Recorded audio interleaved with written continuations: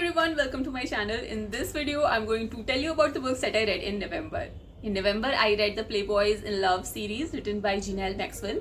Janelle Maxwell is New York Times, USA Today, and #1 international best-selling author. She wrote the series Playboys in Love, and it consists of 3 books: Shameless, Ruthless, and Merciless, and they were published in 2016, 17, and 18 respectively.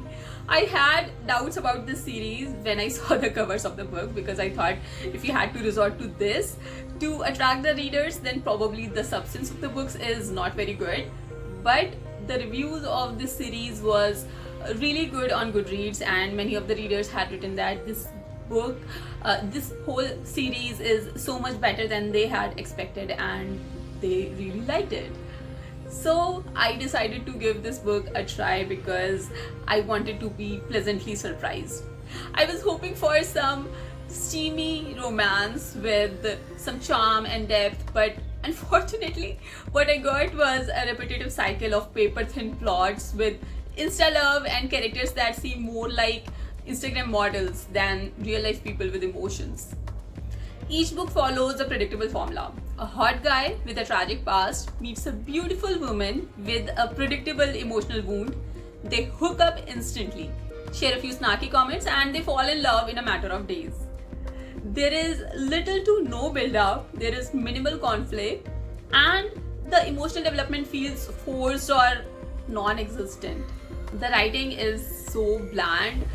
It seems like it has been written by a teenager. I actually looked up Gina's age on internet, and she is 48 years old right now. So she must have been 38, 39 years old when she wrote the first book. I was kind of disappointed.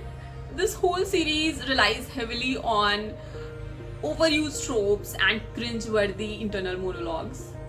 The steamy scenes are frequent, but they become redundant after the third identical reading of sizzling chemistry and mind-blowing passion. This book feels less like a romance and more like a fan service. Worst of all, the emotional arcs are really shallow. The characters don't grow, they just pair off, spout a few lines of vulnerability, and call it a happy ending. If you're looking for a romance with depth, complexity, or originality, then this series isn't it.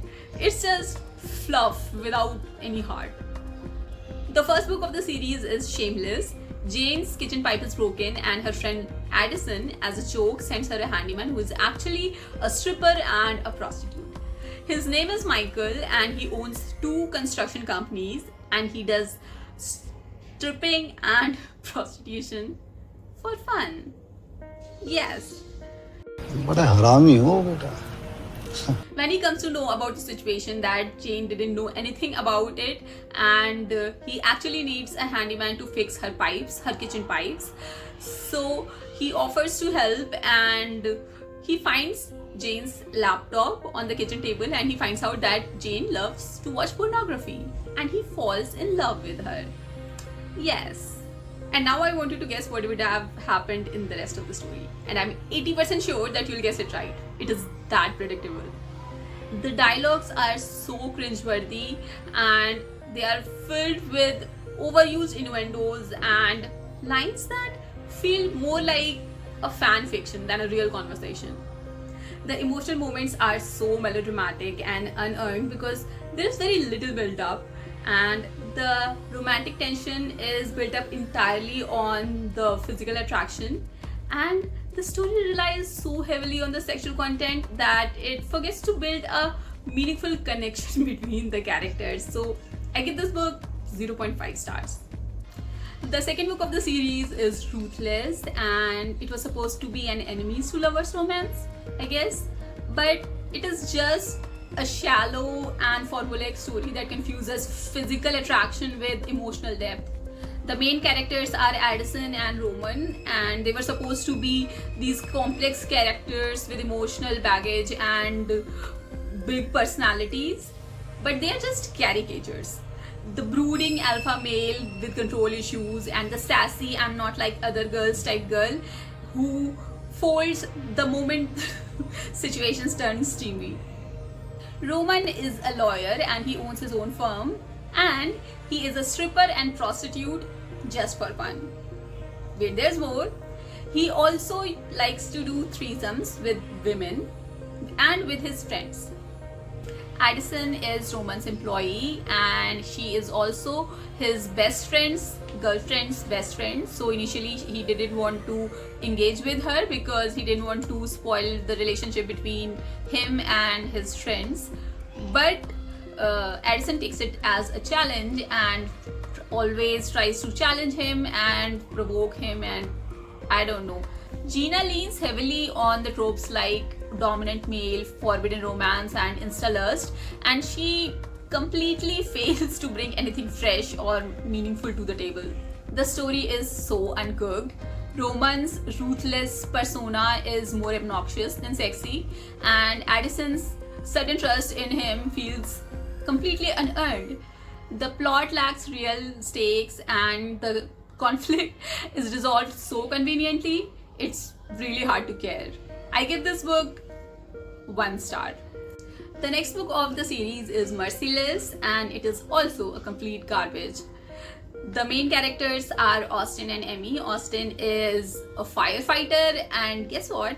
He is also a male stripper and prostitute just for fun. Emmy is a ballerina and she has a very strict and overprotective father that makes her feel stuck and imprisoned. So once a month she goes to perform in a strip club to reclaim her independence, because nothing makes you feel more free than dancing naked in a room full of horny people, I guess. The main theme in this book is forced fantasy, and there are a lot of spicy scenes, but they have little to no impact because there's hardly any emotional connection between the characters. It is just a surface level steam with very little substance, and I give this book 1 star again. I finished one more book this month, and that is Anna Karenina by Leo Tolstoy. To be honest, it took me 7-8 months to finish this book. I read it in small portions and it was one heck of a messy Russian soap opera. This book has one of those iconic first lines. It says, "All happy families are alike, but every unhappy family is unhappy in its own way." In this book, there's Anna, beautiful, elegant, tragic, the Beyoncé of 19th century Russia.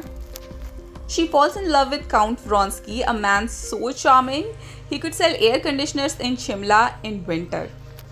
Together, they have romantic chemistry of fireworks and also the emotional stability of said fireworks. There's one problem. She's married and has a child. This book is about love, pain, and society's judgment. And there's also Levin, who just wants to farm his land and be left alone. A true introvert icon. He's one of those rare guys in the books who actually does get the girl before the climax. This book is long, it's dramatic, it's heartbreaking. It's basically a Russian Bridgerton but with deeper existential crisis. I give this book 4 stars, would definitely recommend it.